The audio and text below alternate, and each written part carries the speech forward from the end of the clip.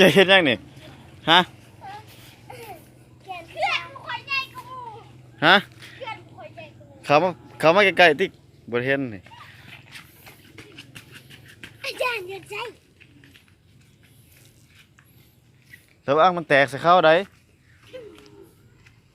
โอ้คุณน่ะเฮ็ดเขื่อนสิบ่มีอันนั้นได้บัดนี้บ้านเฮาสิบ่ใช้ได้ไฟฟ้าในเมืองมันใส่เองเฮ็ดเองนะนี่คือบ่ตันตัวนี้บ่มันใหญ่ๆไปตันยังนิดหน่อยโอ้พุเจ้าใส่เฮ็ดดีๆติเฮ็ดน้ำตกพร้อมพุ่น เว้ยต้นนันนาเว้ย ใครเป็นหัวหน้าโครงการ คอย บ่นี่เฮ็ดบ่นี่คือบ่เฮ็ดไผ ล่า โอ้ล่าบ่